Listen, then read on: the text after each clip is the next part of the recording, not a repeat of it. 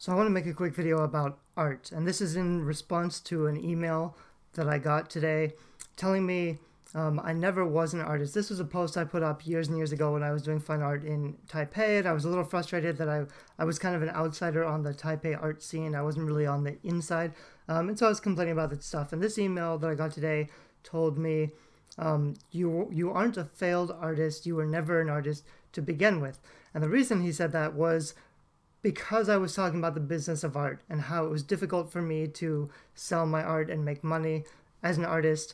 And there was this huge discrepancy between me and the works I was trying to sell, and the artists who were making tons and tons of money.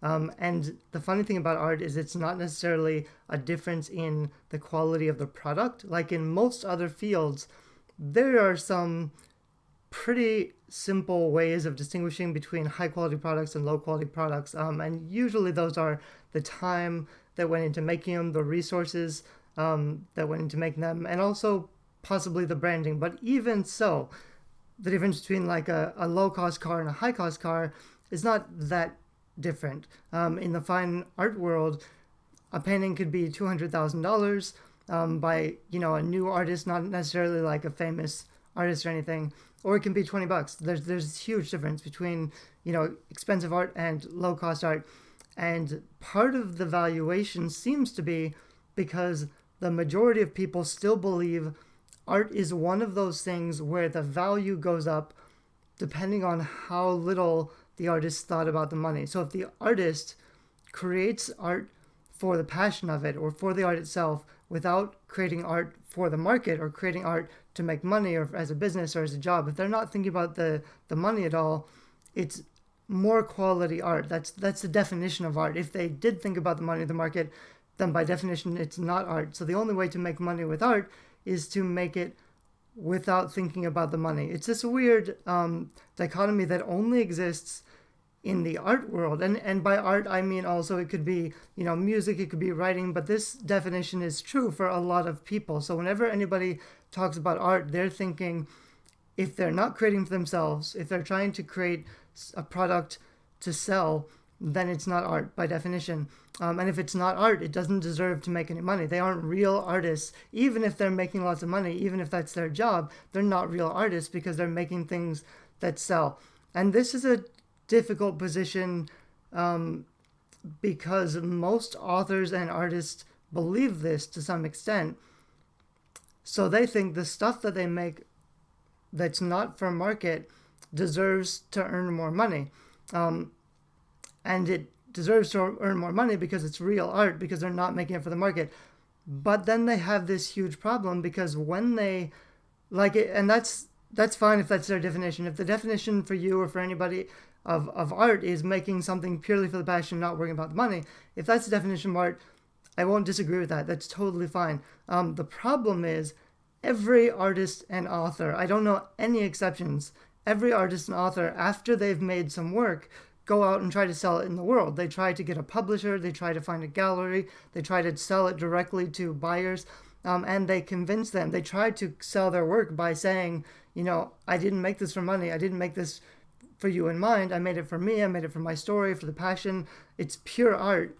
And some buyers who also believe that mythology of creative production, they're more willing to spend money on that kind of art to some extent. And this is different if you distinguish between writing and publishing, writing and the fine arts. Because with fine arts, you can talk to someone and convince them, maybe they don't love it, but they think it's kind of interesting, it's going to go up in their house or something. If you tell them a good enough story about why you created the art piece, that can raise the value and they may want to buy it.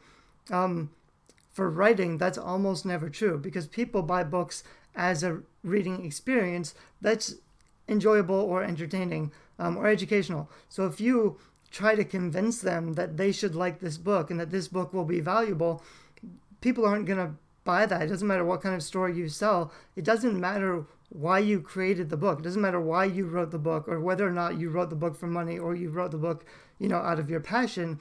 That doesn't designate a quality standard that readers will accept because readers can easily read the book and find out whether or not they liked it. That's really the qualification of value for authors is that it's much more immediate. If they liked it or they didn't like it, they may be willing to give it more of a chance. If it has great reviews, if their friend told them, it's worth reading, they'll give it more of a chance and they'll read through the whole thing. Whereas if they just buy your book for 99 cents or 2.99, or even if you're giving it away for free, they may never read it unless they have someone's convinced them to stick with it. Because if they read the first couple of chapters and it doesn't hook their attention, they'll quit. There's no incentive for them not to quit because they can usually judge a book by the first couple chapters from their experience, and they know that it's not for them. Anyway, so this email I got was kind of interesting because I think it demonstrates a harmful ideology of creative production that I've been fighting against for many years in my own life, and also the people I talk with in this, the YouTube channel or my brand Creative Indie. Me personally, I used to be a starving artist, and it's true I was never a great, starving artist, and I never made tons of money with my paintings. But if you only look at the quality of my paintings, like I wasn't amazing, but I've been doing it for a decade, and my hand-eye coordination was pretty good. The paintings I was able to produce were pretty good. They, I'm not saying they were worth $200,000, but if I'd stuck with it, the quality aspect was taken care of. What I had trouble with was the business aspect of selling the work and positioning it in the right way so that galleries and curators and buyers would pick it up. I've distanced myself from fine art because writing is so much faster, I enjoy it more, and because I can make one product and resell it many times, which means I can, I only have 3 or 4 books up right now, and I'm kind of making a living. So when I have 20 or 30 books up, and cumulatively they're all selling on Amazon, I can make a pretty good living, even if I'm not selling art for $200,000. Even if I was, selling my art for a couple grand, which I had done before, you still have to make several new paintings a month and keep them selling. It's a lot of work. I much prefer online business and scalable products like books that I can write once and they'll keep selling indefinitely. So my point was that people may not associate me as an artist because I talk about the business. And the more success I see as an author, the less people take me seriously as an artist, which is unfortunate because I do have some success. I am able to write books that sell. I probably could go back now that I have a background in business and start painting again and do much better as a painter, in the sense of I could sell my paintings now. I could make paintings and sell them and make a living with my art, which is something a lot of artists never are able to do. I can do those things not only because I've taught myself online business, but also because I focus on providing the world with value, which means I make things that will sell. That there's an intersect between when you're creating art. I think if you want to make any money with your art, you need to consider who's going to buy the art, and you have to make something that resonates with those people. And the more you resonate with the people who have the money, and the more that they want your product, the more they stand behind you or believe in you and appreciate the work that you've created, the easier it will be to sell. I don't think that's selling out. I don't think that means that you are not an artist.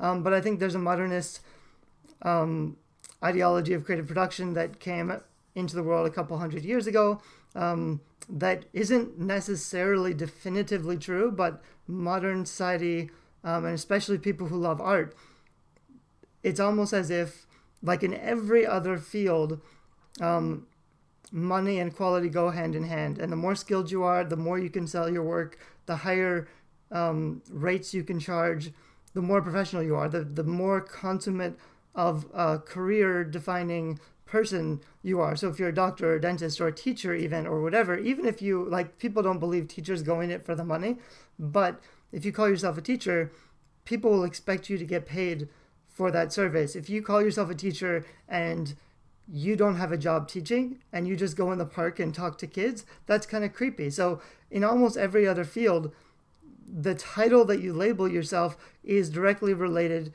to the income that you're generating, the career that people are willing to pay you for that service. If you can't charge money for that service that you define yourself as, that's a problem, because in common parlance, like when you're talking to each other at a party and you say you do this thing, people expect, oh, you're a professional, that you get paid for that. That's amazing. When you go to a party and you say, I'm a writer or an artist, most people will say, yeah, but what's your real job? What do you do for money? And a lot of artists and writers will then admit, oh, well, actually, I work at the gas station, but that's not who I am. That's just how I make my money.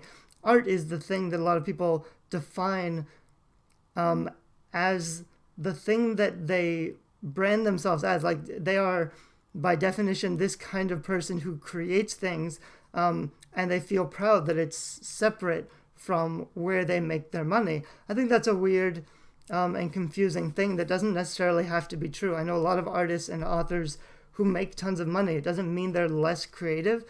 Just because you understand business or you understand marketing doesn't mean you're less of a creative person. And this is another fallacy and stereotype I see pretty often. There's a lot of writers in Facebook groups who say things like, I'm not comfortable with the marketing. I don't want to learn the marketing. I just want to write my books because marketing is not creative.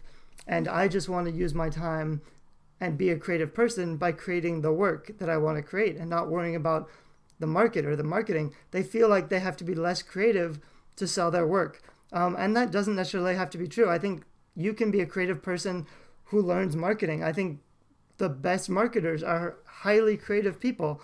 And you need to think of new ways to reach your audience and to get their attention and to convince them to buy your stuff.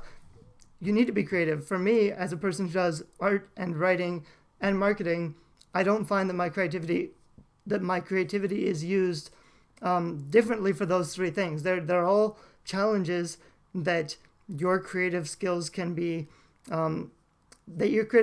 access, or you can be more skilled at overcoming these challenges with creative solutions, more so than a lot of people who aren't creative. So I think that creativity is a valuable skill that you can earn money for. It's not a skill that you should hate money. Like, there's a lot of people who say, as a creative person, like, I'm not creative if I'm building something that makes money. Anyway, I'm kind of talking about in circles at this point, but I think I'll end this video. And my main point is that it's fine for creative people to make things that earn a living. And I actually think that's better. I think creative people should be making more money. I think creative people should be making things that other people value and appreciate. And if you do that, it's not that difficult to make money. You have to learn the marketing. You can't just hide behind a wall or the excuse that creative people don't have to be good at marketing, or that, I'm only going to focus on the art because that's all that matters. And then the money will just happen somehow miraculously. As long as I'm true to the passion of the art and I don't think about the money, then, the art will speak to itself and people will throw money at me because they can recognize my genius of my work. A lot of creative people think that way, and it doesn't work for almost everybody. There's a few outliers which convince the majority of failed artists and creative people that it could happen for them too, that it could just, lightning strike, somebody discovers them, even though they don't know how to get visibility, they don't know how to, position or package or present their work in a way that makes it attractive for their audience. They don't know who their audience is, so they don't know how to reach them. I'm not saying, well, I don't want to criticize people who believe a certain way. And I'm not saying that mine is right, my belief is right and theirs is wrong, but mine is conducive to a satisfying career as a successful artist, whereas theirs almost always leads to frustration and bitterness as a failed author and writer. So my mission in life is to help more people bridge that gap. And it's not necessarily about marketing. It's almost always about changing your thinking and changing the ideology that tells you that you're not an artist if you think about the money. It's almost always an ideology problem. It's not really a problem with the work. It's not really a problem with the marketing. Once you shift your ideology and you think, okay, I need to figure out who my audience is and why they should pay me for anything and what I can do to make them happy, how I can make something they value.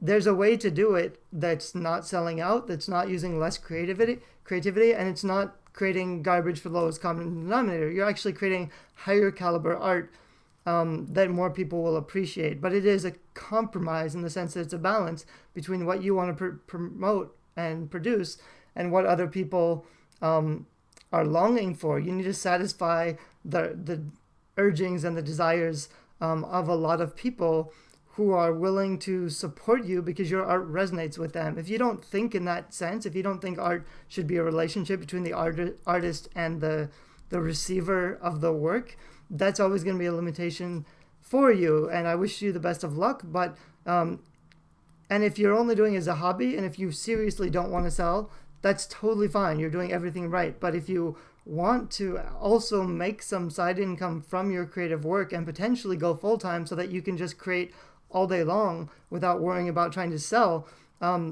then my ideology of creative production is more advantageous, and it will help you to see success and build a platform and sell your work faster. Anyway, so that's my response to this email that I got today, and I hope that helps a little bit.